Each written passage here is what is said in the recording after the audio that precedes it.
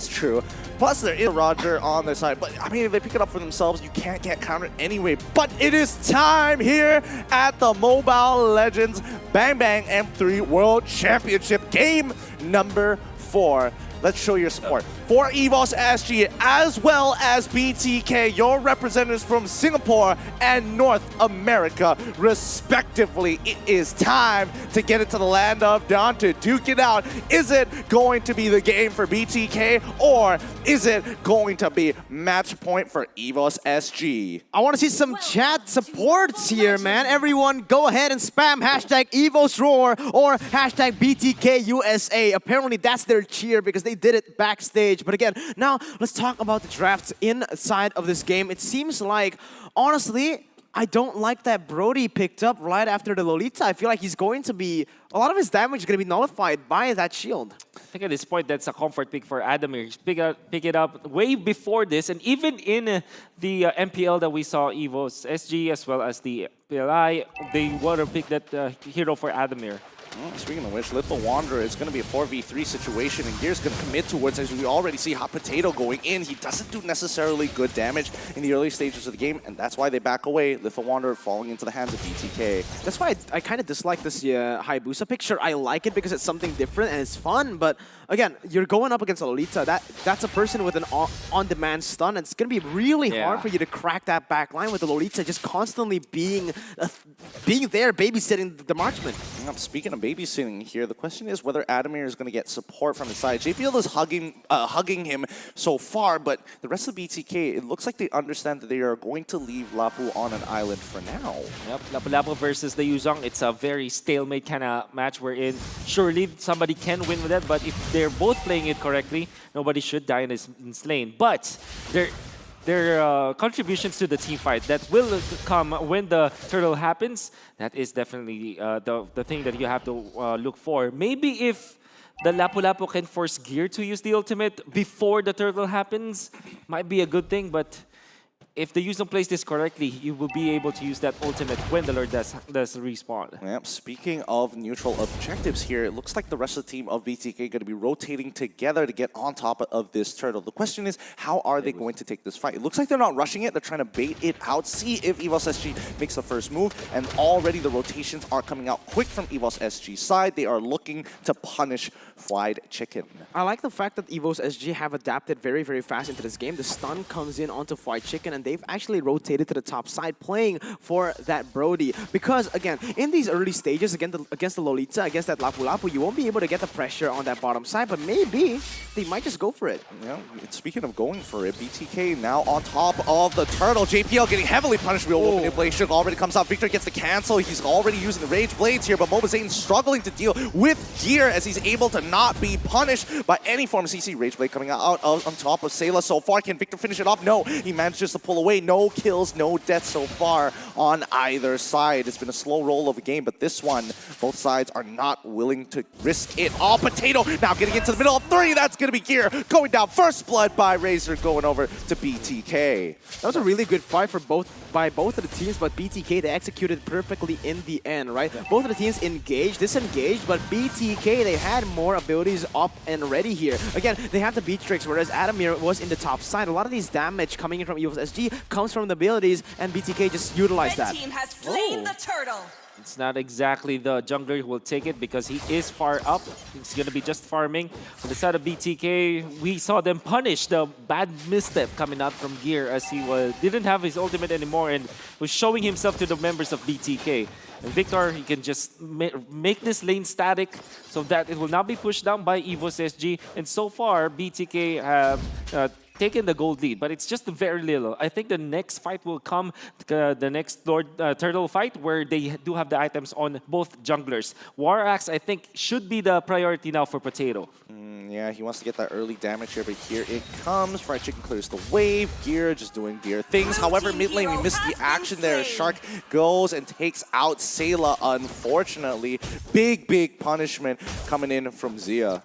And you can start to hear, man, BTK, they're starting to get loud here on the stage. I like that. The mental game. You guys can't probably hear it, but it is very, very vicious. Every time they get a kill, every time they get a team fight victory, they start to yell. And this is the thing that RRQ used to do, or is still doing against every single team, but now it is going to be Potato jumping in. Using his ice frames to get on out of there with the Oki Shadow Kill. He goes back in with the Quad Shadow, gets stunned by a Shark, but so far, he's already used all of his resources for now. They have to wait for the mid-game here. And, you know, giving this turtle buff over to Fried Chicken, allowing him to sustain in the lane is really helping him out. Could see that for BTK, going to be waiting for their next team fight. They have the best tools to take this turtle, and for sure that they were going to be using this Luminous Blast in combination with the Feathered Airstrike so many times. Or maybe just even the charge coming out from Shark, that reliable stun that we can see from Lolita that makes it so impactful in the meta game that we have right now.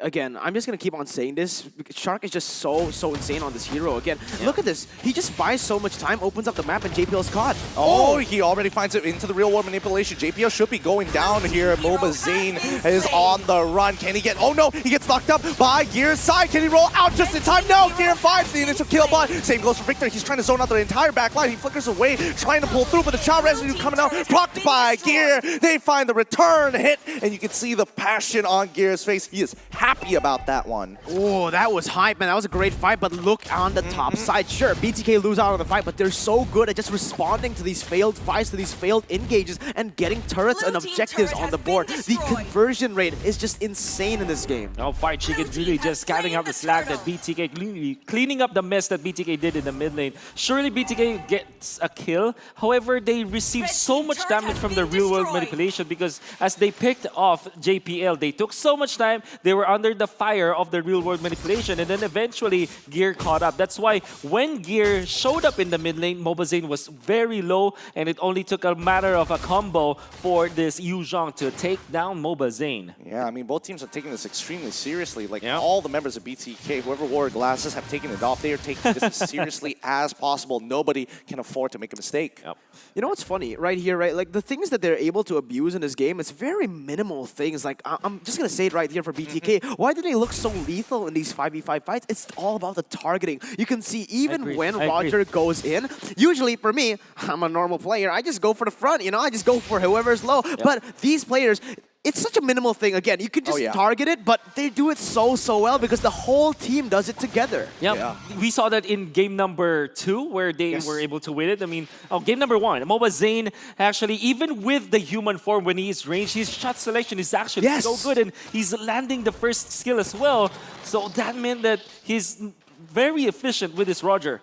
Speaking of efficient here comes Shark with a big setup on top of JPL. Nope, JPL manages to get on out of there with the conceal. All 5 members are out, and Evos SG can't seem to get any pushes on towards this side. Victor doing a great job at making the lane very stale. JPL's trying to get on that, but real world manipulation is already out. Cancels early as Fried Chicken has position on Sayla so far, but no kills coming through. I'm not gonna lie, I'm a little disappointed by that.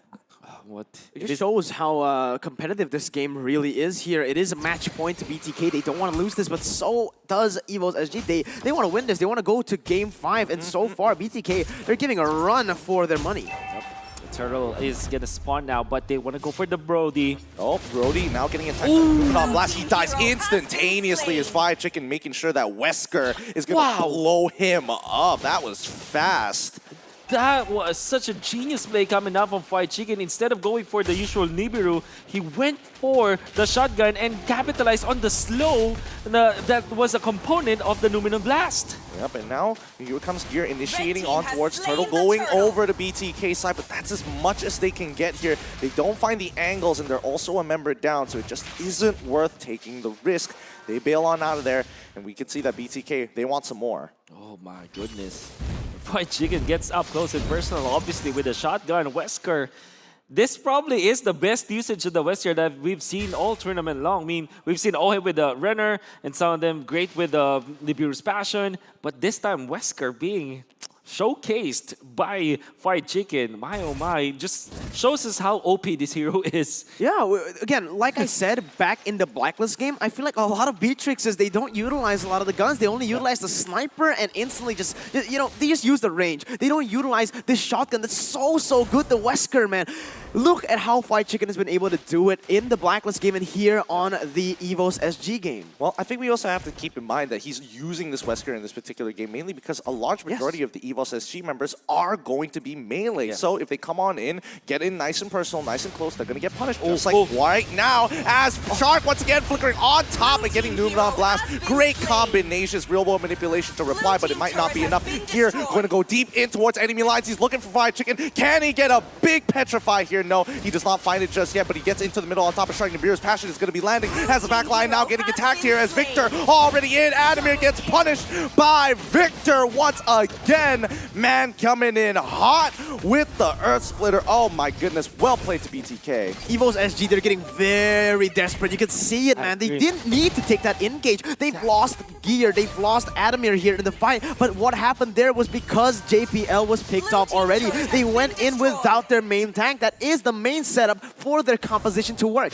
If you're looking at Evos SG, they could have just gotten away with a death onto JPL, maybe just let go of that bottom lane turret because that's the outcome anyways. And then they went in with the Yuzhong alone, going for a kill onto Shark. Even when they get the kill, which they didn't, that will not be a good trade. That's why BTK, their shot selection was great, but Evos SG, their decision making is bad now. They're crumbling into the pressure of the aggression of BTK. And so far, with almost 5,000, now 5,000 gold lead for BTK, they're controlling the map. I'm speaking about controlling here. Potato going to be committing fully on towards Victor's side. Gear going to be helping out JPL just in case. They're going to be sacrificing Lord, but look at the amount of pressure Victor is absorbing. He's doing a good job as he sustains through all this damage here. Committing to 3 ults already. He's still alive, Victor. What a phenomenal job he's done. Buying enough time for both Shark and Zia to get on in, but Gear already popping to force out the Feather Airstrike early on. Here comes Fried Chicken. He's going to be dropping Nibiru's passion on top of where's Bobazay. There he is. He finds the initial kill. And now he's going for more. He wants JPL killing spree to get him out of there. You see the recalls. You see the disrespect. And even Potato wants a bit of action, baiting him in towards that fight and takes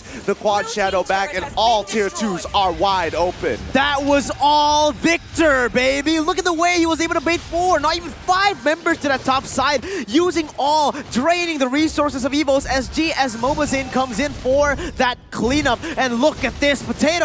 Oh, Zia managing to land the stun. They're looking for the end here. Gear runs right into the middle, but now BTK going to be dropping down Feathered Airstrike, getting as much damage as possible. Zia's really stepping up. They already find the kill onto JPL, and look, to end the game. There you have it. BTK from the USA doing it once again. GG, well played. North America, stand up. No one expected BTK to get this far. And again, they keep on silencing the doubters. Crushing it. They are crushing it. And that last game was really dominant coming out from BTK. They've stuck through with their personality, their identity of being aggressive, and Evos SG crumbled into that pressure. The slow roll from Singapore did not happen tonight as BTK demolished them in Game 4. Yep, they really cracked them open here, and huge step up from both Victor and as well as Zia. We get to see a showcase of these two players. Well done to BTK. Absolutely deserved victory. The silent assassin, we're talking about Zia. And in that last clash, do you know that he was able to stun the Yuzhong with the curse as well as the Feathered Airstrike? My God, even in the minuscule moments where it won't matter as much, he's still performing. Zia, the silent assassin coming out from North America. Give it to them. Gotta give it to them. Let's throw it over to our analysts here to break down this game. The two L's that make up this W. It's gonna be LaFell and as well as Leo. Thank you so much, Gideon. Honestly, I do wish we could take part in this W, but the truth is it's all BTK. At your service, my name is Leo, joined here by LaFell. Welcome to the analyst stand as we try and break down game number 4 here. BTK knocking Evos SG down into the lower bracket. Yeah, and unfortunately for the side of the analyst stand, For this game, we do have to look at all of the mistakes from the side of Evos because this is so different. It looks like they are not comfortable being in their own skin, if you understand what I'm trying to say. I indeed do. It's basically them forcing out this MPL SG strategy in the face of the hyper-aggressive North Americans in BTK, and they just weren't having any of it. There were so many 4v4s, 5v5s that BTK were looking for, and Evos SG at most points just did not know how to respond. This is not how we usually see how Evos SG play the game, where in this time, we can definitely see from the side of BTK, they basically get all of the heroes that they really want, but it's in the reverse, where the side from Evos, most of the players didn't seem really comfortable with the heroes that they got. To be fair, there is some reps on the Evos SG hero pool. It's not like they're playing it for the first time, but I agree with you. You're right. It just did not seem very Hayabusa, the way Potato played it. Didn't seem very Brody, Yes. the way Adamir performed here. And yeah, 12 minutes, all it took. Okay, so again, very sorry, but we do have to talk about the draft. Right now, looking at BTK, let's look at the players that got the hero that they're most proficient on. Zia on this Farsa, a given. White Chicken on this Beatrix. He's been getting this Beatrix quite a lot. And Moba Zane on this Roger. I feel like it's 100% winner on the Roger for this series. And Shark on this Lolita. Basically, 4 players on the side of BTK, they got what they want. From the side of Evos, Sayla got the Eve. Sure, Eve is a very, very strong pick. Adamir on the Brody, he has been getting this Brody a lot, but so far it hasn't been translating into any kind of victories. Yep. But again, the outlier, Potato on this Hayabusa, he didn't really do much for this game, especially what a Hayabusa is supposed to do. It looked like he was playing a scaling kind of hero, but that's not really what Hayabusa is all about. You gotta spike as the Hayabusa. You gotta ask for the help of Sayla. You gotta help JPL whenever he finds pulls. And again, it's a timing difference. It's literally time zones between these two teams that's very different. BTK, they're playing on their own clock. Evos SG, they seem to either trying to catch up or to set it up for them to succeed. It just was not gonna happen that way. But again, especially because BTK were just playing heroes they were super duper comfortable on. Let's look at the stats here in this 12-minute game. 3-12. Main damage dealer for Evos SG gonna be Sayla, but in the face of Zia, who's also drawing a shape right around them, dealt almost twice as much, more than. Yeah, this is unfortunate, but from the side of Evos, not even one person actually made it out of the 20,000 damage mark. And again, from this side, Sayla and Adamir, they've got the heroes that they want. And honestly, Gear played very well. In my opinion, he played the best that he can. Really tried. He really tried. Gear really tried to put the entire team on his back, but it looked like Team Evos. When we're gonna look at the highlights, it's just they're not playing to win, kind of like playing not to lose. They weren't really making any kind of decisions. They're letting BTK decide, and then they're trying to be reactive towards it. Yep, the casters put it right. They were slow rolling it, trying to hold out for that late game. But with this lineup, especially against BTK, just wasn't gonna happen. Let's name our MVP in this Game 4 winning series. And it's gonna be Shark, of course. Give it up to their tank, their roamer, 207, present for 9 out of the 12 kills in this very, very swift game. Yeah, and again, from side of BTK, they played very well. They just played the way that they want to play.